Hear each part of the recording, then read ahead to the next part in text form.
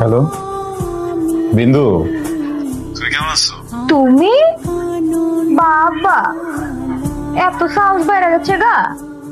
আরে এখন আর আপনি করে বললে কি হবে বলো, মানে আমরা তো এখন হবু হবু হয়ে গেলাম না। আর আসল কথা আছে, শোনো, আমার আর তোমার যে এই যে সম্পর্কটা, ওই যে ঘটনাটা পুরোটা কিন্তু সিনেম্যাটিক, বুঝছো না? তো সিনেমাটিক হলে হয় কি, সিনেমা নায়ক থাকে, নায়িকা থাকে, ভিলেনও কিন্তু থাকে। তা আমাদের দুজনের সম্পর্কের ভিলেন কিন্তু খুব দূরের কেউ না, আমার আব্বা। কি কও? আমার আব্বা আমাদের বিয়েতে অনেক ভেটু দিতে পারে। তুমি যেন এগুলোতে কোনো কিছু মনে করো না। আমার যদি কখনো প্রয়োজন হয় আমি আমার পরিবার ছেড়ে দিব, আমি আমার পরিবারের সবকিছু ছেড়ে দিব, আমার বাপের টাকা ছেড়ে দিব, হ্যাঁ সব ছেড়ে দিয়ে বলে আমি কিন্তু তোমাকে বিয়ে করবো। হুট করে এত ফিরে চাইলো কোন দিয়া? হঠাৎ করে হয়ে গেছে আসলে। ভালোবাসা তো আসলে ধরো ঠাডার মতো, কখন কার উপরে পড়বে কি তো বুঝে না। ঠিক আছে, তুমি নিজের খেয়াল রাখো।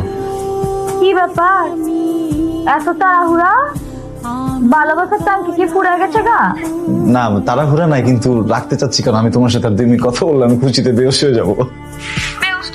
দরকার নাই কা, রাইখা দেন। ঠিক আছে আমি রাখতেছি। ওকে।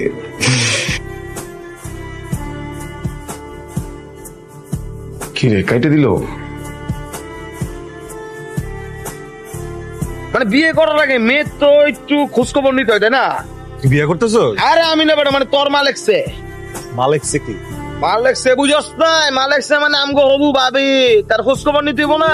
বিন্দু হ্যাঁ, কি হইছে? সে তো বন্ধু। কি কস? মোড়া ছিল? তোর বেটা মোটা বুঝস না? এই এই এই এই এই মানে পুয়াতি আছিল, পুয়াতি। বিয়ের আগে বেটা বাচ্চা। কি কস মামা? আসলে হ্যাঁ, মামা তুই আমার অনেক বড় একটা বিপদের হাত থেকে বাঁচাই দিছিস, বুঝছস? আমি কি করুম জানোস?